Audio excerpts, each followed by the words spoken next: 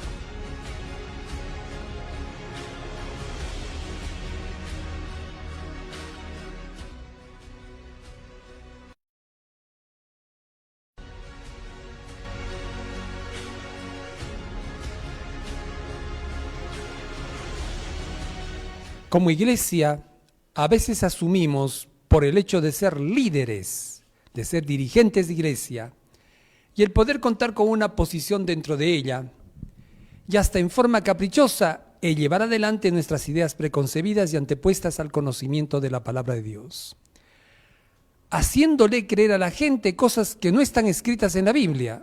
Este tema tiene el propósito de establecernos en el verdadero conocimiento, aquel que deriva tan solamente de la palabra de Dios. El escrito está y se deja explicar por ella, pues solo ella es la verdad. San Juan capítulo 17, la palabra de Dios nos decía lo siguiente: santifícalos en tu verdad, tu palabra es la verdad. La única verdad, por tanto, entonces que nosotros tendremos que poder extender a la gente es aquella que se centra única y exclusivamente en la palabra de Dios. Esta palabra de Dios, sin duda alguna, es la verdad. Es ese conocimiento dado por Dios a través de las Sagradas Escrituras, tal como Jesús lo dijo. Si queremos conocer la verdad absoluta, solo deberemos de depender estrictamente de la palabra de Dios, sin asumir posiciones teológicas alguna que pueda presentarse por parte de cualquier ciencia. Si asumimos que queremos introducir dentro de ella la exégesis, la hermenéutica, estas salen sobrando. Veremos en este estudio en qué consiste el concepto de iglesia mediante esa palabra de Dios. Asimismo, de esta manera, también conoceremos cuál es el mensaje de la iglesia y en qué consiste su misión. La iglesia. ¿Qué entendemos cada uno de nosotros por iglesia? De acuerdo con las Sagradas Escrituras, la iglesia está constituida por una estructura, la cual se caracteriza por las partes, por los estamentos que corresponden a ella, cuyas partes de su estructura son presentadas dentro de sus páginas, y dicha estructura está presentada como constituida por las siguientes 3 partes, como veremos. 1, la cabeza. 2, el cuerpo. 3, el fundamento. Veamos la cabeza de iglesia. La cabeza de iglesia, Cristo. ¿Qué nos enseña la palabra de Dios con respecto a la cabeza de iglesia? La palabra de Dios nos enseña claramente que la cabeza de iglesia y única se halla representada por la persona de nuestro Señor Jesucristo. ¿Dónde lo encontramos esto? Efesios capítulo 1, versículo 20 y 22, 20 al 22. ¿Qué nos dice? 20 y 22 en esta oportunidad vamos a leer, 20 y 22. Versículo 20. Dice, la cual obró en Cristo, resucitándole de los muertos y colocándole a su diestra en los cielos. Vean lo que dice de Cristo en el versículo 22. Y sometió a Cristo todas las cosas debajo de sus pies, y lo dio a Cristo por cabeza a la iglesia, sobre todas las cosas a la iglesia. Por lo tanto, de acuerdo a esta cita bíblica de Efesios 1, 20 y 22, Cristo es la única cabeza de iglesia, la única cabeza. Por lo tanto, podemos concluir, decir, Cristo, cabeza de iglesia igual Cristo. Además, sabemos que Jesús proclamó ser la máxima autoridad, tanto en el cielo como en la tierra, tal como lo vimos hace un instante, lo que implica a la iglesia una autoridad que él mismo declaraba le había sido otorgada y concedida por Dios desde el cielo, y por ende constituyéndolo así a Cristo en la única autoridad suprema de la iglesia misma, pues dijo lo siguiente, San Mateo 28, 18, y llegando Jesús les habló diciendo, toda autoridad me es dada en el cielo y en la tierra. Por lo tanto, máxima autoridad de iglesia igual Cristo. Máxima autoridad de iglesia igual Cristo. Hasta aquí entonces podemos ver que la única autoridad y la autoridad suprema de la iglesia es nuestro Señor Jesucristo.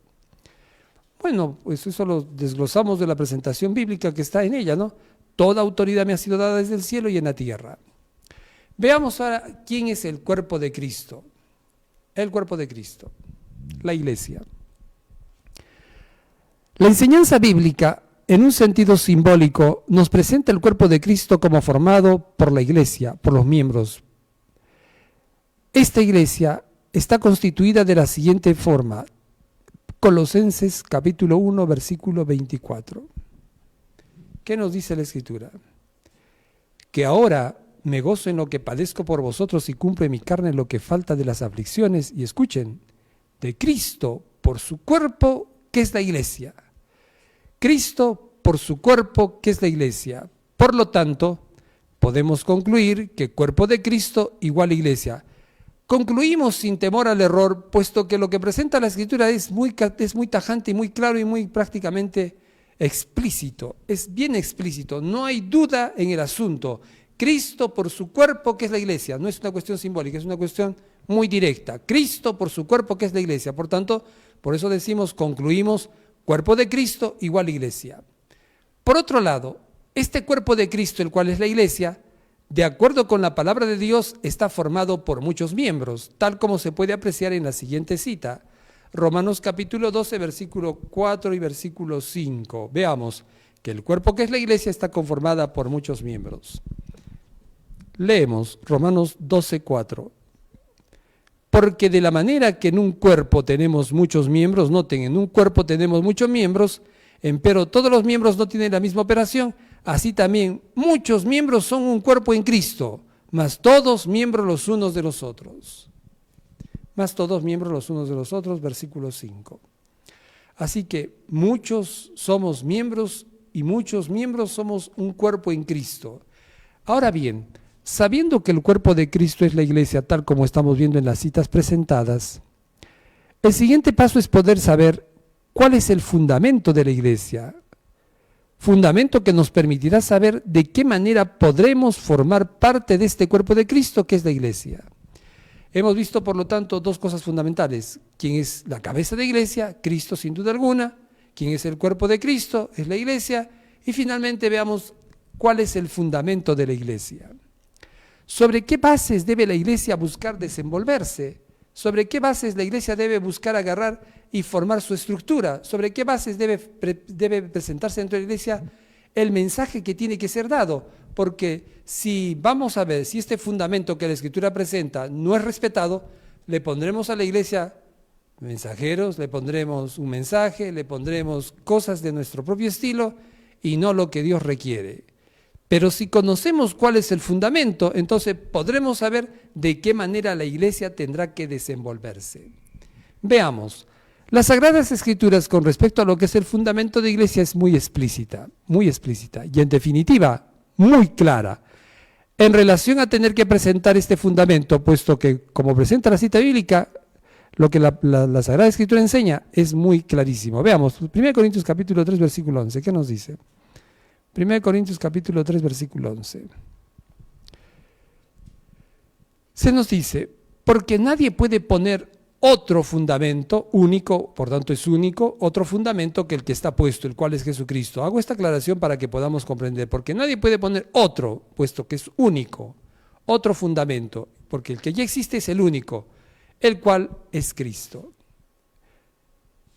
De aquí podemos deducir lo siguiente, Cristo igual único fundamento de la iglesia. Cristo, por tanto, único fundamento de la iglesia. En consideración de la cita presentada, nos preguntamos, si Cristo es el único fundamento de la iglesia, ¿de qué manera lo es? ¿Y de qué manera se cumple este propósito? Bien, veamos.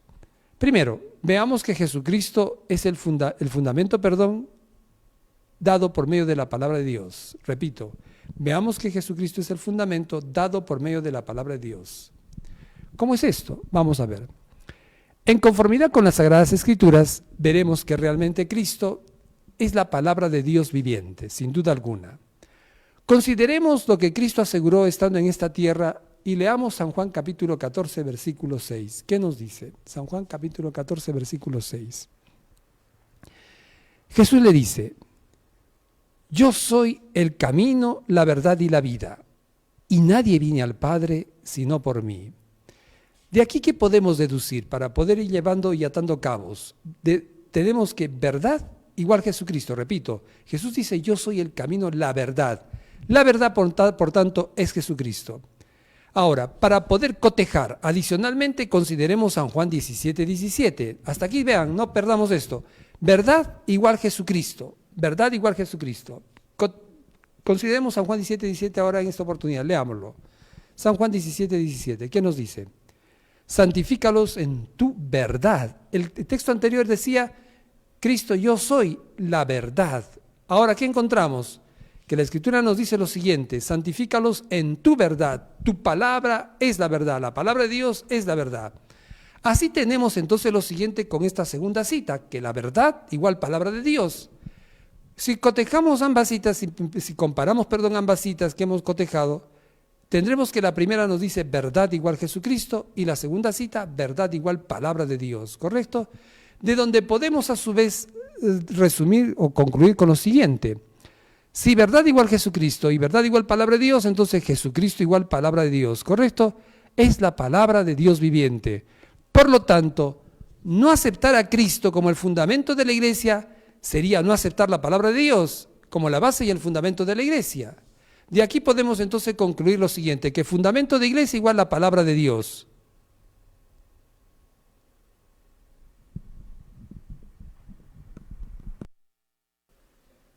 Bien, veamos ahora que Jesucristo, el fundamento, se haya manifestado a través de patriarcas y profetas, mejor dicho, se haya manifestado a través de las Sagradas Escrituras. Veamos. Lo que acabamos de ver, que Cristo es la palabra de Dios viviente, también es ratificado por el apóstol Pablo en su carta a los Efesios. Efesios capítulo 2, versículo 20 y 21. Efesios 2, 20 y 21. Se nos dice lo siguiente, leamos, versículo 20. Edificados sobre el fundamento de los apóstoles y profetas, siendo la principal piedra del ángulo Jesucristo mismo. Versículo 21. En el cual compaginado todo el edificio va creciendo para ser un templo santo en el Señor. De aquí podemos deducir lo siguiente, que fundamento de la Iglesia, Cristo mediante los profetas. Es indudable ese hecho, puesto que el texto es bien claro, edificado sobre el fundamento de los apóstoles y profetas. Por tanto, repito, podemos deducir sin duda alguna que el fundamento de la Iglesia, Cristo mediante los profetas. Podemos notar que si Jesucristo es el fundamento de la Iglesia o el fundamento del templo santo en el Señor, tal como presenta la Escritura en el versículo 21,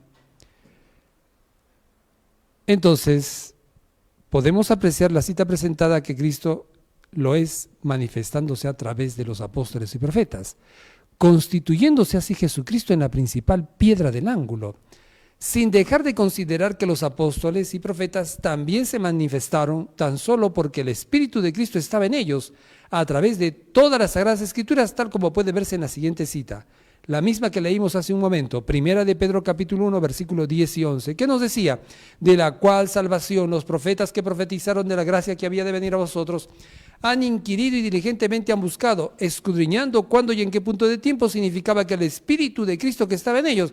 Con esto se ratifica que los profetas que profetizaron, en esos profetas estaba el Espíritu de Cristo.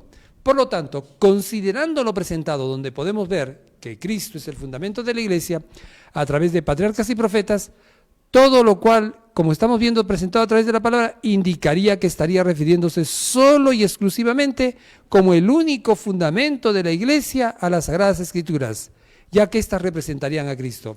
No en vano, San Juan capítulo 12, versículo 48 y 49, vamos a ver lo que nos presenta en un momento. Así de esta manera estamos viendo que la palabra de Dios, las Sagradas Escrituras, dado que representan la persona de Jesucristo, no nos olvidemos que hemos visto hace un momento que Cristo dijo, yo soy la verdad. Y encima agregó diciendo también la Escritura, santifícalos en tu verdad, tu palabra es la verdad. Hablamos, por tanto, que la palabra de Dios, en este caso sería la palabra de Dios viviente, Jesucristo, y la palabra de Dios escrita son lo mismo, ¿correcto? Es la misma manifestación. ¿Por qué decimos esto? Porque si Cristo fue aquel que dio el conocimiento, dio prácticamente el poder que los profetas conociesen la palabra divina y poderla escribir, Cristo estaba de por medio en todos ellos para poder hacer posible ese conocimiento y que ellos pudieran dar y vertir aquello hacia la posteridad. Ahora, ¿qué vamos a encontrar en el libro de San Juan? San Juan 12, 48 y 49, ¿qué nos presenta? Vamos a ver allí que cuando uno agarra y desecha la palabra de Dios, lo único que está haciendo es desechar a Jesucristo, ya que ambos trabajan en una forma única y unida. Cristo es la verdad, la palabra es la verdad. ¿Qué nos dice el versículo 48? El que me desecha y no recibe mis palabras, tiene quien le juzgue.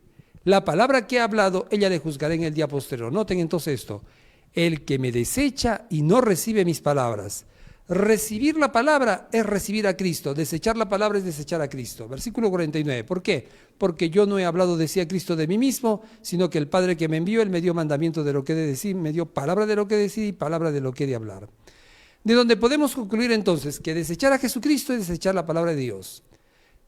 Finalmente, Cristo, como se puede ver en el verso 49, aclaró que esa palabra que Él proclamaba o hablaba, no era otra cosa que la misma palabra de Dios, pues dice, el Padre que me envió, Él me dio mandamiento, me dio palabra de lo que he de decir y palabra de lo que he de hablar. En efecto, sin duda alguna, Cristo y la palabra de Dios son lo mismo, y por dicha razón, desechar la palabra de Dios es desechar a Cristo. Para poder confirmarnos en este último acerto, hemos visto líneas arriba, citas que muestran que Cristo y la palabra de Dios indistintamente se les llama la verdad. San Juan 14, 6, y el libro de San Juan 17, 17, como lo hemos visto hace un instante. Bien, veamos ahora el mensaje de la Iglesia. ¿Cuál es el mensaje que debe proclamar la Iglesia? ¿Cuál es la tarea que Cristo legó a su pueblo? ¿Cuál es la labor que debe cumplir cada miembro de Iglesia? ¿Cuál es la labor que debe cumplir cada dirigente de Iglesia? ¿Cuál es la tarea que debe proclamar cada mensajero de Iglesia? ¿Cuál es la tarea de los pastores de Iglesia? El mensaje de la Iglesia, veamos en esta parte. Cristo enseñó que el único mensaje para la Iglesia es el Evangelio. No existe otro mensaje, ¿correcto? Es simple y sencillamente, como Cristo dijo, el Evangelio. Veamos esto. De acuerdo con la palabra de Dios, la iglesia ha sido colocada en el mundo con un determinado mensaje que es presentado por nuestro mismo Señor Jesucristo de esta forma. San Marcos capítulo 16, ¿qué nos dice las Sagradas Escrituras? San Marcos el capítulo 16, versículo 15. Y les dijo Jesús: id por todo el mundo y predicad el evangelio a toda criatura, a toda criatura. En efecto, es la proclamación o predicación de un determinado mensaje para la iglesia el que ha sido enseñado por Cristo mismo y legado a través del evangelio. Es decir, que nosotros deberemos tan solamente de predicar y dedicarnos a la proclamación del evangelio. Pero, ¿y en qué consiste el contenido de este evangelio? Esto es una cuestión importante reconocer, puesto que si nosotros no sabemos en qué consiste el evangelio, vamos a ir a predicar sandeces a la iglesia, vamos a ir a predicar cosas que no tienen sentido, vamos a predicar lo que no está totalmente centrado en el escrito está. Veamos qué nos dice la palabra de Dios con respecto a esto. ¿En qué consiste este contenido del evangelio?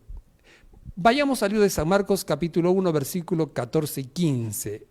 Justo en ocasión en que Cristo inicia su ministerio, presenta esto que era fundamental y básico. ¿En qué iba a consistir la labor que él iba a predicar? ¿Cuál sería el contenido que tendría que dar el mensaje que él iba a llevar a su pueblo? San Marcos capítulo 1, versículo 14 y 15. Veamos en qué consiste la predicación del evangelio y más aún lo que hemos dicho, el contenido del evangelio. Versículo 14, leo.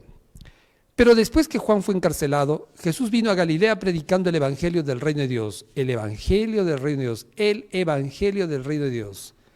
¿En qué consistía? Versículo 15. Y diciendo, porque acaba el contenido del evangelio, y diciendo, primero, el tiempo se ha cumplido. Y por lo tanto, había algo que estaba en ese momento como parte de ese cumplimiento dándose como un evento. Y decía Cristo, el reino de Dios se ha acercado.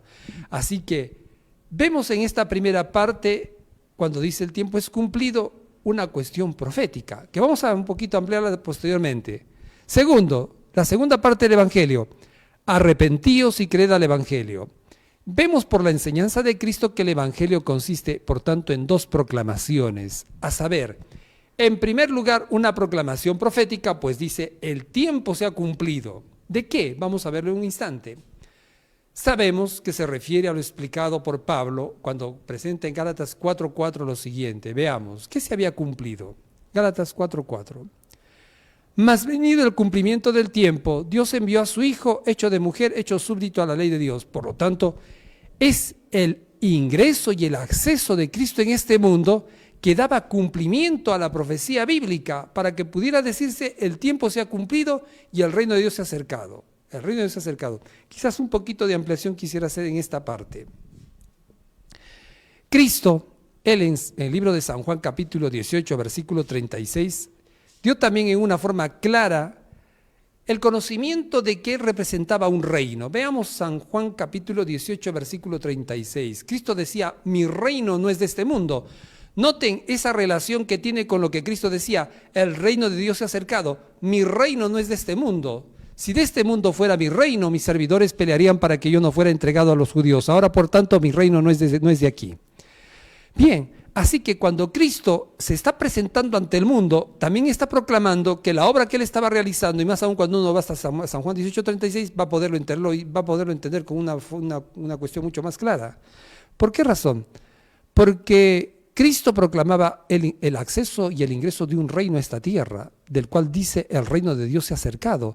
Y sin duda alguna, cuando uno lee San Juan 18:36, se encuentra que es el reino de Dios, el cual él lo representaba, del cual él dijo, mi reino no es de este mundo. Bien, adicionalmente a lo que habíamos visto como primer punto, que es la proclamación profética, ahora existe una proclamación adicional. ¿Cuál es esta? En segundo lugar, veamos, concluimos por tanto para esta primera parte. Evangelio igual, primero, una proclamación profética. Evangelio, por tanto, el evangelio consiste, el contenido, primero en una proclamación profética. No nos escapemos a lo que presenta la Escritura. No estamos saliendo del escrito está. No estamos escapando en manera alguna a la enseñanza de Cristo en relación a lo que es el evangelio en su primera parte, en el contenido de su primera parte. Una proclamación profética. En segundo lugar, ¿qué presenta la palabra de Dios? En segundo lugar, una proclamación de una invitación al arrepentimiento. Pero ¿y en qué consiste esta invitación al arrepentimiento? ¿A qué apunta según las Escrituras? Un arrepentimiento, lo que es lo mismo, como se verá, una proclamación de justificación por la fe. Veamos, Hechos capítulo 2, versículo 38. ¿Qué nos dice? ¿En qué consiste y a qué invita el arrepentimiento? Cristo decía, arrepentíos y creed al Evangelio. Ese arrepentíos, ¿qué implica? Hechos 2:38. Versículo 38 nos dice lo siguiente. Y Pedro les dice, arrepentíos y bautícese cada uno de vosotros en el nombre de Jesucristo para perdón de los pecados, y recibiréis el don del Espíritu Santo.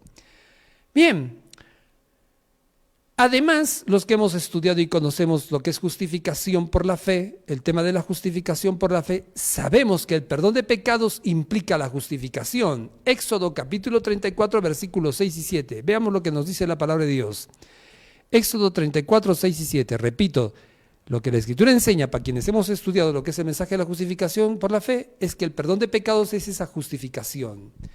Versículo 6. Y pasando Jehová por delante de Moisés proclamó, Jehová, Jehová, fuerte, misericordioso y piadoso, tardo para la ira y grande en benignidad y verdad. Y que guarda, versículo 7, que guarda la misericordia y perdona la iniquidad, la rebelión y el pecado, y que de ningún modo justificará. Anoten esto, repito esta parte, que guarda la misericordia y millares, y acá, que perdona la iniquidad, la rebelión y el pecado, que perdona el pecado, pero que de ningún modo justificará, dando por sentado a la Escritura que la justificación es el perdón de pecados, pero cuando no se perdona el pecado, entonces no hay justificación. Por tanto, ser justificado bíblicamente equivale a ser perdonado de nuestros pecados. Finalmente, ¿qué tendríamos entonces? Hasta aquí, que el perdón de pecados es justificación. ¿Pero por qué? Romanos 5:1 nos dice, por tanto, justificados pues por la fe, tenemos paz para con Dios por medio de nuestro Señor Jesucristo. Así, de esta manera, cuando Cristo invitaba al arrepentimiento, cuando decía arrepentíos, nos estaba invitando a tener que aceptar ser justificados por fe, ¿correcto? Por fe. Vamos a estudiar en un momento futuro acerca de lo que es este mensaje en sí mismo, la justificación por la fe en una forma más amplia, en una forma mucho más amplia. Por tanto, repito, cuando Cristo invitaba al arrepentimiento, nos invitaba a buscar ser justificados por la fe. Invitaba a ser justificados por la fe, puesto que el perdón de pecados es ser justificado. Arrepentíos, ¿para qué decía el apóstol Pedro? Para que seáis perdonados de vuestros pecados. Perdón de pecados es ser justificados. Por lo tanto, podemos concluir que Evangelio, su segunda parte en el contenido, una proclamación de justificación por la fe. La segunda parte del contenido, por tanto, de lo que es la proclamación del Evangelio, es una proclamación de justificación por la fe. Tenemos entonces las dos. Veamos cuál dijimos que era la primera. La primera, el Evangelio en su primera parte es una proclamación de profecía, una proclamación profética. Y en su segunda parte, el contenido es una proclamación de justificación por la fe. Por lo tanto, sobre esta base, ¿qué podemos asimismo concluir? Que si un mensajero asume llevar el Evangelio, primeramente se va a caracterizar porque va a dar una primera parte de ese Evangelio, la primera parte de ese contenido, una proclamación profética. Y en su segunda parte va a proclamar un mensaje de arrepentimiento. ¿Qué implica esto? Si nosotros nos damos cuenta, haciendo un pequeño análisis todavía de lo que estamos considerando, si nosotros nos damos cuenta, cuando Cristo proclama el Evangelio, Él dice el tiempo se ha cumplido. Prácticamente Cristo con esto nos está presentando un mensaje profético de una profecía presente, ¿correcto? En ese momento, ¿qué se estaba cumpliendo? Que el reino de Dios estaba en la tierra, ¿correcto? Cristo estaba en la tierra, el reino de Dios estaba en la tierra y era una verdad presente, un mensaje presente, una profecía del momento presente, ¿correcto? Una profecía del momento presente. Una vez que el mensajero verdadero proclama el mensaje del Evangelio, vamos a ver que da, repito, en su primera parte una proclamación profética. Y para la segunda parte, ¿qué hemos visto? Va a tener que hacer una proclamación de invitación al arrepentimiento. Esto prácticamente se condice con lo que el apóstol Pablo presentaba. Él decía que cuando una iglesia predica todos profecía, lo que va a suceder es que va a convencer a todos aquellos quienes reciban la palabra, a todos aquellos quienes reciban la profecía. Si toda la iglesia profetizase, decía el apóstol Pablo, y entre un infiel o un incrédulo, de todos es convencido. Es para convicción la parte profética que la Escritura presenta del Evangelio. El Evangelio, al proclamar en su primera parte profecía, nos está demostrando que el mensaje de Dios es certero y claro, puesto que Cristo nunca dijo en vano esto. Os lo he dicho antes que se cumpla para que cuando se cumpla creáis. Jamás lo ha dicho en vano. Al cumplirse esa parte que Cristo había proclamado, hace posible que si es la parte profética, os lo he dicho antes que se cumpla para que cuando se cumpla creáis, genera convicción, ¿correcto? O sea que lo que decía Pablo no está en manera fuera de luz. Una vez que el hombre ha sido convencido, resta ahora invitarle a un arrepentimiento, porque una vez que el hombre está convencido, el paso siguiente que uno puede encontrar para este hombre es que pueda alcanzar lo que es el arrepentimiento. Nadie puede arrepentirse si lo que se le está enseñando no entra en convicción, no es de convicción. ¿Correcto? Por lo tanto, la segunda parte es una proclamación de una invitación al arrepentimiento o una proclamación de justificación por la fe. El pecador entonces puede buscar alcanzar, ser justificado, puede buscar alcanzar lo que es mediante el arrepentimiento, la absolución del cielo. ¿Correcto? Bien, ahora, este evangelio, vamos a ver que deberá estar tan solamente sustentado en las enseñanzas de Cristo. Otra cosa no tiene por qué enseñar aquel que es mensajero.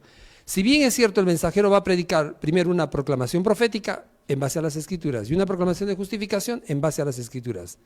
¿Cómo se ha de lograr esto? Bien, además de haber visto el Evangelio, que es la proclamación de dos cosas, proclamación profética y proclamación de justificación por la fe, el que tenga que ser proclamado, vamos a ver, va a tener que estar debida y únicamente sustentado y en forma estricta a las enseñanzas de Cristo. ¿Cómo lo sabemos? Cristo, que había proclamado el Evangelio y que había dicho, id y predicad este Evangelio, él también dijo lo siguiente, San Mateo 28, 18 al 20. Vean, ¿cuál es esto adicional? Versículo 18. San Mateo 28, 18. ¿Qué nos dice? San Mateo 28, 18. Y llegando Jesús, les habló diciendo, toda autoridad me es dada en el cielo y en la tierra. Por tanto, id y predicad el Evangelio a todas las naciones. Id y predicad el Evangelio. La proclamación que Cristo estaba exhortando a que tenga que ser dada es la proclamación del Evangelio, la cual hemos visto tiene dos partes en su contenido. Una parte profética, la primera parte, y en su segunda parte una proclamación de justificación por la fe o invitación al arrepentimiento. Pero estas en qué se han de centrar, porque dice por tanto, id y predicad el Evangelio a todas las naciones, y nos dice en qué se va a centrar. Versículo 20, enseñándoles que guarden todas las cosas que yo os he mandado, y aquí yo estoy con vosotros todos los días hasta el fin del mundo, amén. Así que repito esto, enseñándoles que guarden todas las cosas que os he mandado. Por lo tanto, tenemos entonces una nueva igualdad, Evangelio igual, sustentado en todas las enseñanzas de Cristo. Evangelio igual, sustentado tan solo en las enseñanzas de Cristo. Ahora, esta enseñanza de Cristo, cuando nos dice enseñándoles que guarden todas las cosas que os he mandado, lo cual, tal como hemos visto, sin duda alguna, es el Evangelio. Solo se encuentra en los 4 primeros libros del Nuevo Testamento llamados Evangelios. Es decir, solamente en Mateo, Marcos, Lucas y Juan está el Evangelio. Esta enseñanza del Salvador solo se la encuentra en el Nuevo Testamento en su integridad. Dicho de otra manera, ¿solo el Nuevo Testamento es el Evangelio? ¿O son todas las Sagradas Escrituras? Veamos, nuevamente nos remitimos al apóstol Pedro. ¿Qué nos dice el apóstol Pedro en su primera carta? Capítulo 1, busquemos por favor, versículo 10 y versículo 11. Primera de Pedro, capítulo 1, versículo 10 y versículo 11. Le doy lectura. Lo hemos leído. Esta es la tercera vez que estamos leyendo esta cita. ¿Qué significa esto? Que vamos a irnos memorizando algunas citas, se nos van a quedar de memoria en la cabeza. No se olviden lo que os digo, vamos a memorizarlas. Versículo 10. De la cual salvación los profetas que profetizaron de la gracia que había de venir a vosotros han inquirido y diligentemente han buscado. ¿Qué rescatamos de este primer versículo? Profetas que profetizaron de la gracia que había de venir a vosotros. Versículo 11.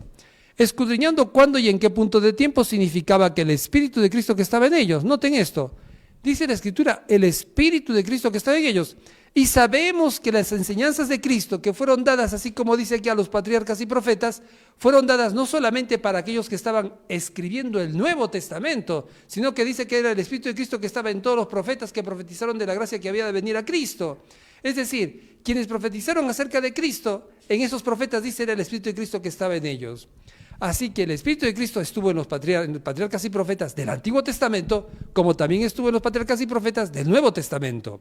Por la palabra de Dios vemos que es indudable el hecho de que todas las enseñanzas que Jesús había mandado fueron dadas por Él, no solo en persona, sino también por medio de todos los profetas del Antiguo y el Nuevo Testamento. Es decir, que todas las enseñanzas de Cristo son todas las Sagradas Escrituras. Por lo tanto, todas las Sagradas Escrituras son el Evangelio. Aquí podemos concluir entonces en lo siguiente, que Evangelio sustentado tan solo en las Sagradas Escrituras. Si un mensajero predicador nos quiere enseñar, nos quiere decir, aunque es un gran teólogo, que es un erudito en Escrituras, erudito en profecía, ha de remitirse única y exclusivamente a las Sagradas Escrituras para poder presentar el Evangelio. Si presenta cosas de su propia cabeza en la iglesia, por favor, hermanos, deséchenlo de la iglesia, les está robando su diezmo, porque el diezmo no se da sino tan solamente para que haya alimento en mi casa, dijo Jehová. Si el alimento de Jehová es este evangelio, tiene que darse el evangelio como hemos visto. ¿Cómo hemos visto? Que tiene que proclamarse primero una enseñanza profética. Segundo, lo que es invitación al arrepentimiento. Ambas cosas consisten en el evangelio. Otra cosa no presenta las escrituras. Y el evangelio estamos viendo que si son las enseñanzas de Cristo, han sido dadas a través de toda la palabra. Los 66 libros han sido otorgados para que podamos considerar ese conocimiento como el evangelio de Dios. Bien. Veamos ahora este evangelio para esta última etapa, ¿en qué va a consistir? ¿Correcto? ¿En qué va a consistir? Este evangelio que nosotros estamos conociendo también es llamado dentro de las Escrituras como el evangelio eterno. El evangelio eterno. Esto lo encontramos en Apocalipsis capítulo 14. Veamos por favor, Apocalipsis capítulo 14. Ahora, si esta cita nos dice que el evangelio es eterno, esto significaría que entonces es único, no hay otro evangelio. Y eso vamos a ver que Pablo lo presenta en su carta a los Gálatas. Veamos qué nos dice la Escritura primeramente aquí en Apocalipsis 14:6. Y vi un primer ángel, y vi otro ángel, dice otras versiones, volar por en medio del cielo. Versículo 8. Y vi otro segundo ángel que le siguió diciendo. Y versículo 9 dice, y un tercer ángel lo siguió diciendo en alta voz. Y miré y aquí una nube blanca, que es la segunda venida de Cristo, como vamos a ver en San Mateo 24:30, y sobre la nube uno sentado semejante al Hijo del Hombre, que tenía en su cabeza una corona de oro y en su mano una hoz aguda. Y otro ángel salió del templo clamando en alta voz al que estaba sentado sobre la nube y le dijo, mete tu hoz y ciega, porque la hora de cegarte es venida, porque la mies de la tierra está madura. Volvemos al versículo 6. ¿Qué nos dice? Apocalipsis 14:6. Leemos, y vi un primer ángel volar por en medio del cielo que tenía el evangelio eterno. Así que el evangelio es eterno. Pero ahora este evangelio eterno, que es único, porque sería eterno si es un solo evangelio, porque acá no se habla de dos evangelios. Si no, por favor, busquemos el libro de Gálatas. ¿Qué nos dice la Escritura? Gálatas, el capítulo 1, versículo 6 al 9. Gálatas 1:6. Pablo decía así, estoy maravillado de que tan pronto os hayáis traspasado del que os llamó a la gracia de Cristo a otro evangelio. Vean, hermano, esto presento porque dentro de la iglesia también hay otros que están trayendo otro evangelio. No que hay otro evangelio, sino que es el mismo evangelio que lo están pervirtiendo. Estoy maravillado de que tan pronto os hayáis traspasado del que os llamó a la gracia de Cristo a otro evangelio. Versículo 7, ¿qué nos sigue diciendo?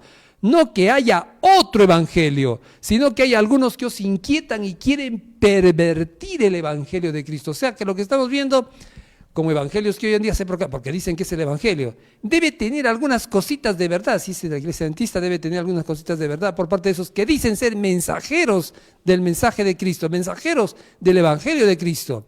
Deben tener, pero no es el todo.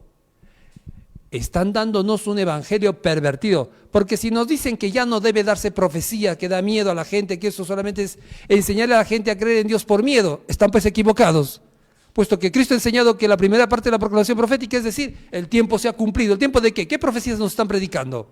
¿Qué eventos suceden y sucesos que están en estos últimos días nos están predicando? Nos están hablando acerca, por ejemplo, de lo que es el Shabbat de la tierra. Nos estamos mencionando que está ya a punto de darse la ley dominical. Nos están prácticamente haciendo que nos alarmemos para poder hacer posible que tengamos que hacer un cambio en nuestra vida frente a un mundo que perece. No, por cierto, no lo están haciendo. Si alguien predicara un evangelio, decía el apóstol Pablo, distinto, el tal sea maldito, la cosa maldita. Versículo 8, vean, pero si aún nosotros o un ángel del cielo os anunciar otro evangelio del que os hemos anunciado, sea anatema. El único ángel del cielo que ha estado en el cielo alguna vez y está en esta tierra ha sido expulsado. Es Satanás, es el único que puede inducir a muchos a proclamar un evangelio falso. Un evangelio que es la perversión del evangelio de Cristo. Versículo 9, aún el apóstol Pablo repite diciendo lo siguiente, como antes hemos dicho, lo recalca, también ahora decimos otra vez, si algunos anunciar otro evangelio del que habéis recibido, el tal sea la cosa maldita, el anatema. Bien, consideremos nuevamente la cita de la que hemos estado leyendo, Apocalipsis 14:6, donde dice que el evangelio es eterno. Encontramos que este evangelio eterno es presentado aquí por un primer ángel, por un segundo ángel, por un tercer. Se nos dice, vi un primer ángel que tenía el evangelio eterno, le acompaña un segundo y le acompaña un tercer ángel. Por lo tanto, podemos con toda seguridad concluir que el mensaje, más aún, como está en el versículo 14, poco antes de la segunda venida de Cristo, porque dice, y miré, y he aquí una nube blanca, que es la segunda venida. Si no, veamos que la nube blanca es San Mateo 24:30, se nos presenta lo siguiente. San Mateo 24:30, ¿quién es el que viene en la nube? Acá dice, miré y aquí una nube blanca y sobre la nube uno semejante sentado al Hijo del Hombre. ¿Quién es este Hijo del Hombre? Que tenía en su cabeza una corona de oro y en su mano una hoz aguda. Versículo 15, y otro ángel salió del templo clamando en alta voz al que estaba sentado sobre la nube y se le dijo, mete tu hoz y ciega. Veamos a ver que el versículo 14 es la segunda venida de Cristo. Versículo 30 de San Mateo 24. ¿Qué nos dice San Mateo 24:30? San Mateo capítulo 24, versículo 30, por favor. Bien, y entonces se mostrará la señal del Hijo del Hombre en el cielo, y entonces lamentarán todas las tribus de la tierra, y verán al Hijo del Hombre que vendrá sobre las nubes del cielo. O sea, que el Hijo del Hombre que viene sobre las nubes es Jesucristo, con grande poder y gloria. Versículo siguiente, ¿qué nos dice? Y enviará a sus ángeles con gran voz de trompeta, y juntarán a sus escogidos de los cuatro vientos del cielo, de un cabo del cielo hasta el otro. Así que es la segunda venida de Cristo. Y el versículo 15 es el cierre de la historia de este mundo. ¿Qué es la ciega? Libro de San Mateo 13:39. ¿Qué nos dice la Escritura? San Mateo 13:39. Leemos. Y el enemigo que la sembró es el diablo, y escuchen, y la ciega representa al fin del mundo, y los segadores son los ángeles, los que en el texto de San Mateo 24:30 dice recogían a todos los santos, correcto, a todos los salvos. Bien, de esta manera podemos ver que el mensaje de los tres ángeles es el mensaje que se ha de cumplir para poco antes de la segunda venida de Cristo. ¿Y desde cuándo empezaría este mensaje de los tres ángeles? Cuando uno ve el versículo 6, volvamos a leer el versículo 6, Apocalipsis 14:6, veamos lo que nos dice. Y vi un ángel volar por el medio del cielo que tenía el evangelio eterno. Versículo 7, por favor. Versículo 7 ahora. El primer ángel, ¿qué proclama? Diciendo en alta voz, temed a Dios y dadle gloria. Y vean lo que anuncia, porque la hora de su juicio es venida. O sea que prácticamente este mensaje de los tres ángeles tendría que venir a ser dado desde el inicio del juicio. Los que somos adventistas del séptimo día y conocemos la presentación profética, sabemos que este juicio se ha dado ¿con qué? Se ha dado en forma conjunta con lo que es el inicio del día de la expiación celestial, año 1844, 22 de octubre de 1844. Por lo tanto, es desde esa fecha que corre en adelante la proclamación del mensaje del tercer ángel, desde 1800, porque ahí está muy clarito, Apocalipsis 14:6 y el 7 dice que anuncia la hora de su juicio, y la hora de su juicio solamente se presentó para 1844. Desde esa fecha en adelante, anunciando el juicio, la Escritura plantea el inicio de esta obra del mensaje de los tres ángeles, y especialmente del tercero, como presenta el Espíritu de Profecía. Por lo tanto, podemos concluir entonces en lo siguiente. Evangelio igual mensaje de los tres ángeles. Sin duda alguna, el Evangelio es el mensaje de los tres ángeles. ¿De dónde nos sacan que el Evangelio es otra cosa? Hay muchos que dicen ser ministros, predicadores, pastores, predican tonterías en la iglesia, predican sandeces, predican incluso aberraciones que solamente que puede verse que nacen de su propia cabeza. Finalmente, veamos que el Evangelio, sin duda alguna, es único y singular. Y vamos nuevamente a retomar algunas citas que ya hemos tomado en la parte anterior. El Evangelio es único y singular. Finalmente, la palabra de Dios enseña que el Evangelio nunca ha sido cambiante, nunca, sino que más bien nos enseña que el Evangelio es el mismo de siempre, es único y singular. Por esto se le llama también el Evangelio eterno, tal como lo hemos visto, en el libro de Apocalipsis 14:6. ¿Correcto? El apóstol Pablo confirmó esto y lo vimos en Gálatas capítulo 1, versículos 6 al 9. Lo confirmó. Repito esta cita, Gálatas 1, 6 al 9, ¿no? Estoy maravillado de que tan pronto hayáis traspasado del que os llamó a la gracia de Cristo a otro evangelio. No que haya otro evangelio. Eso que quede bien grabado en nuestra mente y corazón. No existe otro evangelio que el que estamos conociendo a través de las Escrituras. Un evangelio que proclama profecía primero y segundo una invitación al arrepentimiento. Un evangelio del cual se nos dice que es eterno. Y un evangelio que está presentado en Apocalipsis 14:6 en adelante como el mensaje de los tres ángeles. No existe otro evangelio. No existe otra tarea. Como dice el Espíritu decía, no hay otra obra que se le haya encomendado a los adventistas del séptimo día. Es la única obra, la proclamación del mensaje del primero, segundo y tercer ángeles. Y nada debe de impedir que tengamos que proclamar ese mensaje.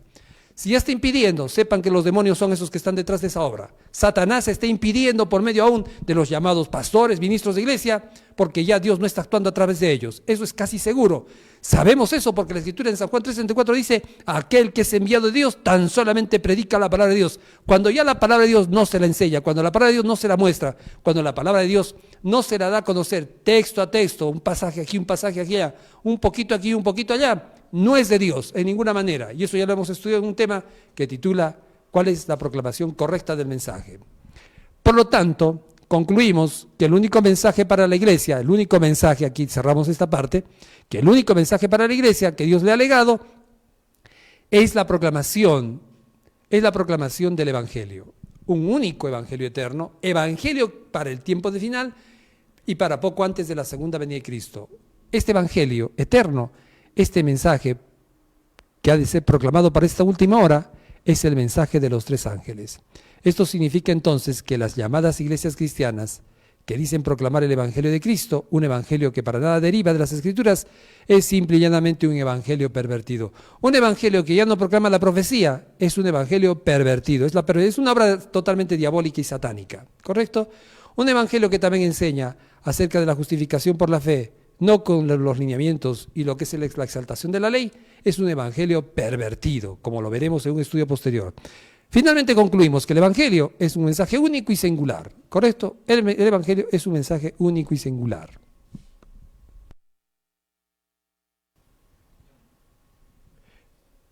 Bien, veamos la misión de la iglesia. Cristo enseñó que a la iglesia Él le ha legado una tarea o misión. La misión es la proclamación del Evangelio, tal como veremos. Y hemos visto que el mensaje de la iglesia es el Evangelio, pero la misión de la iglesia es proclamar ese Evangelio. Dios no nos ha dado el Evangelio para que quede guardadito en la Biblia, sino que también nos ha dado una misión, la tarea de la proclamación de ese Evangelio. Y esa es una tarea que corresponde a todo adventista del séptimo día, tal como también lo veremos en el Espíritu de Profecía más adelante. Veamos la misión. Primeramente la misión es predicar el Evangelio. San Mateo 28, 18, 19 dice, y llegando Jesús les habló diciendo, toda autoridad me es dada en el cielo y en la tierra, por tanto, id y predicad a todas las naciones, bautizándolos en el nombre del Padre, del Hijo y del Espíritu Santo. Esta predicación a todas las naciones y al mundo, en esto consiste la proclamación del Evangelio. Es por tanto esta proclamación la que representa a la misión legada por Cristo. San Marcos 16, 15, ¿qué nos dice? Repite, y les dijo, id por todo el mundo, predicad el Evangelio a toda criatura. Esa predicación a todas las naciones o el mundo, es a toda criatura, es el Evangelio.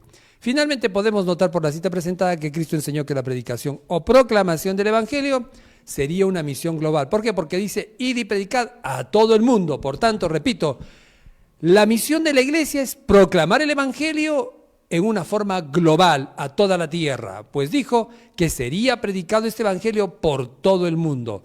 Esto que estamos proclamando es el Evangelio, sino que nos demuestren que no es el Evangelio, que nos demuestren lo opuesto, lo contrario. No pueden porque no existen citas, no pueden porque no hay una base para lo que quieran enseñar. La proclamación del Evangelio es tal como lo estamos viendo en este estudio desde este tema, ¿correcto? Bien, por tanto podemos concluir para esta parte que la misión de la Iglesia es predicar el Evangelio a todo el mundo. Conclusión, por tanto, predicar el Evangelio por todo el mundo. Bien, segundo lugar, la misión es predicar el Evangelio hasta el fin del mundo. No solamente predicar hasta ciertas fechas, ¿no es cierto?, sino hasta el fin del mundo. Nuestra tarea es predicar hasta el mismo fin del mundo. Es decir, como vamos a estudiar, hasta el mismo fin del tiempo de gracia. Se da la primera plaga, se acabó toda predicación, se acabó toda proclamación, se terminó la gracia para todo ser humano en la tierra.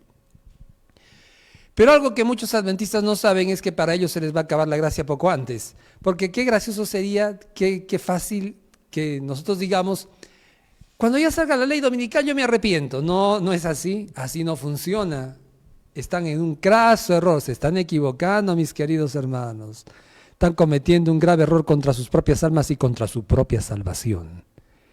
Si llega la ley dominical, vamos a ver que el cierre de la gracia es para todo adventista del séptimo día, ¿correcto? ¿Cómo lo sabemos? Vamos a considerar una cita. No sé si me pueden ayudar, por favor. La cita de Eventos de los Últimos Días. Eventos de los Últimos Días.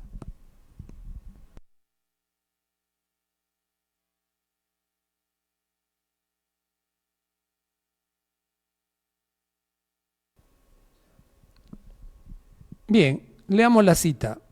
Eventos de los Últimos Días. Página 152, párrafo 4. ¿Qué nos dice? El gran asunto que pronto afrontaremos, y escuchen bien cómo se recalca y cómo se enfatiza entre corchetes, dice lo siguiente: la imposición de las leyes dominicales. Repito, el gran asunto que pronto afrontaremos, la imposición de las leyes dominicales, eliminará a todos aquellos a quienes Dios no ha puesto señal. ¿Qué les parece? Y Él tendrá un ministerio puro, verdadero, santificado, preparado para la lluvia tardía. Y eso no se refiere solamente desde un punto de vista, como algunos quieren hacer creer que es para los ministros nada más, porque no es cierto. Los títulos que podemos ver en la Escritura decía, han sido colocados por los fideicomisarios, ¿correcto? La cita completa la podemos encontrar como presenta ahí Mensajes Selectos, tomo 3, página 440, 1886, ¿correcto? El gran asunto que pronto afrontaremos, la imposición de las leyes dominicales, eliminará a todos aquellos a quienes Dios no ha señalado, no les puso señal. Y Él tendrá un ministerio puro, verdadero, santificado y preparado para la lluvia tardía. Por tanto, no nos consolemos con esa idea, ¿no?, de que cuando salga la ley dominical yo me arrepiento de todos mis pecados. No es verdad. Para ese momento ya no hay arrepentimiento que valga en ninguna manera. ¿Por qué? Porque hemos tenido la oportunidad, así como para el mundo. Para el mundo, cuando salga la ley dominical, es el momento de tomar decisiones finales. Los que no han conocido la verdad desde ese momento, decisiones finales. Por eso es que nos hemos molestado antes de ese tiempo en repartir volantes de la ley dominical, en repartir volantes de lo que es el Shabbat de la tierra, ¿no?, el llamado Shabbat. Es la ley dominical Shabbat de la tierra. Y nos hemos molestado en que nos hemos dedicado a poder repartir volantes y panfletos por todo el mundo para que la gente pueda conocer el mensaje. Bien, repito esto, tenemos una misión, la predicación del Evangelio hasta el fin del mundo. San Mateo 24:14, ¿qué nos dice? San Mateo 24:14. Y será predicado este evangelio del reino en todo el mundo por testimonio a todas las naciones. Vean, y entonces no solamente será predicado a todo el mundo, misión global, sino también por testimonio a todas las naciones, y entonces vendrá el fin, hasta el mismo fin del tiempo, ¿correcto? El fin del tiempo es el fin del tiempo de gracia prácticamente presentado en las Escrituras. Una vez que se acaba la gracia, ya no hay lugar para más. Por lo tanto, tenemos hasta aquí como conclusión, misión de la Iglesia, predicar el evangelio hasta el fin del mundo. En efecto, el Evangelio tendrá que ser proclamado sin duda alguna hasta el fin del mundo. Bien, veamos que la misión es predicar también a tiempo, ¿no es cierto? Hemos visto 3 cosas entonces hasta aquí, ¿no es cierto? Predicar a todo el mundo, misión global. Segundo, predicar hasta el fin del tiempo, hasta el fin del mundo. Y ahora, tercero, predicar a tiempo. Hay que recordar que la palabra de Dios es alimento. El alimento se tiene que dar a tiempo cuando la persona está con hambre, ¿no es cierto? Si no tiene hambre, entonces todavía no es el momento. Las profecías por eso son verdad presente. Alimento a tiempo es alimento a tiempo, palabra a tiempo, mejor dicho, la verdad a tiempo, la verdad presente, ¿correcto? Repito, alimento a tiempo, como decía Cristo en San Mateo 24:45. Leamos, ¿quién pues es el siervo fiel y prudente al cual su Señor sobre su familia puso para que les dé el alimento a tiempo? Alimento a tiempo, alimento, palabra, palabra, verdad, verdad. Hasta ahí tenemos que alimento es la verdad. A tiempo, en el momento, nadie da el alimento cuando la persona no tiene hambre. Si la persona tiene hambre, en el momento que tiene hambre es el momento presente. Nadie come hoy día para satisfacer un hambre de acá a 3 días, ¿no es cierto? Eso es imposible. Nadie come hace 3 días tampoco para satisfacer un hambre de hoy día, eso es imposible. Uno satisface el hambre que tiene en el momento, por tanto se llama alimento a tiempo o verdad presente. Versículo 46, bienaventurado por tanto aquel siervo al cual cuando su Señor viniere le hallare haciendo así. Bienaventurado aquel que predica así, que da el alimento a tiempo. El alimento a tiempo ya hemos visto que es dar el evangelio con la presentación profética de un momento y una predicación de profecía presente. Finalmente, el cumplimiento o el incumplimiento de esta misión, ¿qué nos va a traer como consecuencia? El incumplimiento o cumplimiento de esta misión. Las Sagradas Escrituras, tal como hemos visto, nos presentan que la Iglesia de Dios tendría una misión muy bien definida, tal como hemos visto, la proclamación del Evangelio, el mensaje de los 3 ángeles, hasta los últimos días, como una tarea encomendada por Dios mismo en la persona de Jesucristo. Veamos qué implica en primer lugar esta misión. Primero, el cumplimiento de la misión. ¿Cómo se considera el cumplimiento de la misión dentro de las iglesias? Es decir, la proclamación del Evangelio, el cumplimiento de la misión, la proclamación del Evangelio. Si cumplimos con la misión encomendada, es decir, si cumplimos con predicar o proclamar el Evangelio, es decir, como hemos visto, el mensaje de los 3 ángeles y especialmente el tercer ángel para la hora, ¿qué sucederá con nosotros? Veamos nuestro texto base. 1 Timoteo 4:16. Ten cuidado de ti mismo y de la doctrina, persiste en ello, pues haciendo esto te salvarás a ti mismo y a los que tú predicares, o también, mejor dicho, a los que te oyeren. Bueno, nos oyen porque estamos predicando, a los que te oyeren, que es lo mismo, ¿no es cierto? Vemos, por tanto, que el cumplimiento de la misión de tener que predicar el Evangelio implica salvación. Así que si yo predico el Evangelio, me voy a salvar. Ninguna persona que no predique se va a salvar. Los que no predican no se van a salvar. Es una cuestión clara y contundente. ¿Correcto? Dice, cuando tú predicares el Evangelio, te salvarás a ti mismo y a quienes tú predicares. Además, el apóstol Pablo nos añade diciendo, y esto ya como un consejo para todos los que somos parte en la obra, todo aquel que llegó en cometido del Evangelio tiene la tarea de tener que proclamar ese Evangelio según el libro Servicio Cristiano. Veamos lo que dice 1 Corintios capítulo 9, versículo 17. Por lo cual, si lo hago de voluntad, es decir, predicar el Evangelio, premio tendré. Si predico el Evangelio, premio tendré. Repito, si predico el Evangelio, premio tendré. Mas si por fuerza la dispensación me ha sido encargada. Este principio, el de ser librados de la condenación y alcanzar la salvación por anunciar la palabra de Dios, obra de un fiel atalaya, había sido enseñada desde el Antiguo Testamento. ¿Cómo lo sabemos? Ezequiel 33. ¿Qué nos dice la Escritura? Estas citas son bien conocidas por nosotros como adventistas del séptimo día. 33:7. ¿Qué nos dice? Tú pues, hijo del hombre, yo te he puesto por atalaya, es decir, como mensajero, como predicador, como anunciador, como aquel que anuncia el peligro si es que viene sobre la ciudad, como atalaya para la casa de mi pueblo. Así que acá dice, tú pues, hijo de cualquiera de nosotros. Hijo del hombre, somos cualquiera de nosotros. Acá no dice, tú pues como pastor, yo te he puesto por atrás. No, un ratito, no es así. Es el deber de cada cristiano tener que proclamar el mensaje. Este no es el deber solamente de los pastores y predicadores, no es de los mensajeros. El Espíritu de Profecía también es bien concreto en ese sentido cuando presenta a través de su página 87, que es un error fatal suponer que la obra de salvar almas depende tan solamente del ministro o del pastor ordenado, sino que también ese cometido Dios ha dado al más humilde creyente de la iglesia. Así que todos estamos en el deber de tener que predicar. Repito, Servicio Cristiano, página 87 es lo que he citado. Sí, por favor, lo van buscando mientras para poderlo colocar. Tú pues, hijo del hombre, yo te he puesto por atalaya a la casa de Israel, y oirás la palabra de mi boca. Tú harás que se preparen de mi parte. Como atalaya tenemos que hacer que la gente se prepare de parte de Dios. Versículo 9. Y si tú le predicares al impío de su camino para que de él se aparte y él no se apartare de su camino, por su pecado morirá él, pero tú habrás librado tu vida. Así que el premio que yo voy a tener es que cuando predique el mensaje y el evangelio, voy a librar mi vida de aquellos que se puedan perder por no cumplirlo. ¿Correcto? ¿Lo tiene por favor la cita ahí? ¿Lo tiene la cita para leerla? Bien, creo que tenemos ahí la cita. Veamos. Como lo dije, Servicio Cristiano, página 87. ¿Qué nos dice? Es un error fatal, un error de muerte, fatal de muerte, suponer que la obra de salvar almas depende solamente del ministerio. Claro.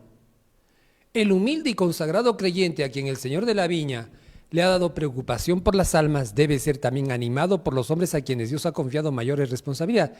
En vez de estar desanimando, hermanos, ¿qué es eso de que los dirigentes y pastores estén desanimando a los predicadores, a los mensajeros para predicar el mensaje del tercer ángel? Es la peor barrabasada que se está cometiendo. Los dirigentes de la Iglesia de Dios han de comprender que la comisión del Salvador se ha dado a todo el que cree en su nombre. Dios enviará su viña a muchos que no han sido dedicados al ministerio por la imposición de las manos. Así que si tú pensaste que solamente los que han sido llevados por la imposición de manos al ministerio son los únicos que van a predicar, estás equivocado. Cuando repito lo que decía la Escritura, veamos otra vez el libro de Ezequiel 33:7. Decía, tú pues hijo del hombre, se refiere a cualquiera de nosotros que somos hijos de hombre, no el hijo del hombre, por un si acaso, el hijo del hombre es Jesucristo. Tú pues hijo de hombre, porque se refería en este caso a Ezequiel. Somos hijos de los hombres, por tanto, a nosotros se nos dirige esta invitación. Te he puesto por atalaya a la casa de mi pueblo. Y oirás la palabra de mi boca y harás que se preparen de mi parte. Si predicamos, entonces libraremos nuestra vida. Correcto, por tanto, el cumplimiento de esta obra, el cumplimiento de la misión va a traernos salvación. Podemos concluir entonces, cumplir la misión igual salvación. Cumplir la misión igual salvación. Bien, además el incumplimiento de la misión, el incumplimiento de la proclamación del Evangelio, ¿qué nos traerá como consecuencia? Bien, veamos en segundo lugar, ¿qué implica esto? Si no cumplimos con esta misión, es decir, si no cumplimos con predicar en proclamar el Evangelio, si no cumplimos en predicar el mensaje de los tres ángeles, ¿qué es lo que va a acontecer con nosotros? Nos preguntamos, ¿qué sucederá con nosotros si nosotros no predicamos o no proclamamos este mensaje? Veremos en esta parte que la predicación o proclamación del Evangelio se constituye en una obligación para todo creyente que llegue a formar parte de la iglesia. ¿No? ¿Para qué ha venido a la iglesia? Pues, ¿para qué ha venido? ¿Para qué ha venido? No sabemos. Si hemos venido solamente a la iglesia a escuchar nada más el mensaje y sentarnos sábado tras sábado, estamos equivocados. A ver si me ayudan con esta cita, por favor, si lo podemos hacer rápidamente. Bien, la cita la podemos encontrar en el libro de Alza tus ojos, página 262, párrafo 2. Bien, gracias, por favor, gracias. Leamos. Estamos viviendo en los últimos días de la historia de esta tierra, y es correcto. Y decía que debemos hacer algo más que venir solamente a la iglesia a sentarnos, ¿no? Y es tiempo de que comprendamos lo que debemos hacer para ser salvos. Noten esto, vivimos en los últimos días de la historia de esta tierra y es tiempo de que comprendamos lo que debemos hacer para ser salvos. El Señor obrará inteligentemente en favor de quienes trabajan inteligentemente para Él. Mis hermanos y hermanas, escuchen el consejo, mis hermanos y hermanas deben hacer algo más que sentarse en sus iglesias sábado tras sábado y escuchar la predicación de la palabra. Más pareciera que todos viniesen solamente con ese propósito, ¿no? Venir, sentarse y retirarse después. Venir, sentarse y ya no saber más nada de la iglesia. Y hay veces solamente venir, sentarse en la mañana o venir, sentarse en la tarde. ¿Qué es adventista el séptimo día? No, desde ningún punto de vista. Es más, vamos a estudiar posteriormente el tema del sábado, donde el Espíritu decía, ¿no? En relación a lo que es el guardar el sábado para cada cristiano adventista, decía, la religión que usted profesa, adventista del séptimo día, le obliga a usted a asistir los sábados a la iglesia. Así que nos obliga a asistir los sábados. No dice medio sábado, no dice la mañana del sábado, ni tampoco dice la tarde del sábado. Nos obliga a asistir todo el sábado a la iglesia. Bien, seguimos con la cita, por favor, de Alza tus ojos. Mis hermanos y hermanas, debemos hacer algo más que venir a sentarnos a la iglesia sábado tras sábado y escuchar la predicación de la palabra. ¿Más que eso? ¿Qué? Sigamos leyendo. ¿Qué nos dice? Tenemos una obra que realizar. Noten que la obra es presentada en el Espíritu profecía como la proclamación del tercer ángel. Por tanto, tenemos que predicar el tercer ángel y realizar esa tarea para este tiempo. Además, añade diciendo, Dios requiere que visitemos a estas familias, aquellas que todavía no conocen la verdad, y procuremos crear interés en la verdad de Dios para este tiempo. Es decir, tenemos que predicar. A todos los miembros se nos dice a través del Espíritu profecía, alza tus ojos, que debemos hacer algo más que venir a sentarnos. ¿Qué? Tener que predicar el mensaje a nuestros amigos y vecinos. Dice ahí, muchos no están trabajando en forma conjunta con Dios, si descuidan la labor de ayudar a otros a asirse de las realidades eternas. Es nuestro deber, por tanto, como miembros de iglesia, tener que predicar el mensaje. Bien, continuemos. Repito esto entonces. ¿Qué puede ocurrir si no cumplimos? ¿Qué nos dice el apóstol Pablo? Si no cumplimos con la proclamación del tercer ángel, ¿qué puede ocurrir? 1 Corintios 9:16. 1 Corintios 9:16. Pues bien que anuncio, o mejor dicho, pues bien que predico el evangelio, no tengo por qué gloriarme, porque me es impuesta necesidad. Ya hay de mí si no predicar el evangelio, hay de mí si no anunciar el evangelio. Así que bíblicamente existe una condena si no predicamos el evangelio. Al igual que el punto anterior, a este segundo punto también se lo conocía desde el Antiguo Testamento. El no predicar, ¿qué traía como consecuencias? Ezequiel 33, 7 y 8. ¿Qué nos dice? Tú pues, hijo del hombre, lo que leímos, yo te he puesto por atalaya a la casa de Dios, y oirás la palabra de Dios y harás que se preparen de mi parte. Versículo 8. Diciendo yo al impío, de cierto tú morirás. Si tú no predicares al impío, para que el impío se guarde de su mal camino, el impío morirá por su pecado, pero su sangre, dice, yo la demandaré de tu mano. Hay condena. Si no cumplimos con llevar el evangelio, con llevar la palabra de Dios, si no cumplimos como fieles atalayas en predicar lo que el Señor nos ha encomendado, hay condena. Su sangre será sobre nosotros, la sangre de todos los impíos. Así, de esta manera, podemos ver por las Sagradas Escrituras que es un deber de todo cristiano predicar o proclamar el evangelio, el mensaje de los tres ángeles. Pues todos nos constituimos en atalayas, eso es indudable, como hemos visto en Ezequiel. Todos nos hemos constituido en atalayas de la iglesia desde el momento que hemos aceptado por medio del bautismo ser parte de esta iglesia adventista del séptimo día. Y que por lo tanto el incumplimiento de este deber implica condenación, sin duda alguna, condenación, y depende en gran medida de la debida predicación o proclamación del evangelio, tal como hemos visto. Por lo tanto, podemos concluir finalmente, incumplimiento de la misión, condenación. Quiere el Señor que realmente hayamos comprendido la enseñanza que Él requiere a través de su palabra. Quiere el Señor que si no hemos estado abocados a esta labor y a esta obra, lo hagamos prontamente, porque los días se agotan, el tiempo está cerca, el fin pende de nosotros y la ley dominical está a la a la volteada de la esquina nomás la encontramos. Cumpliremos con nuestro propósito, haremos lo que el Señor requiere, haremos la tarea que nos ha encomendado. Quiere el Señor que sí. Es mi deseo y oración para todos nosotros. Que el Señor nos ayude. Amén.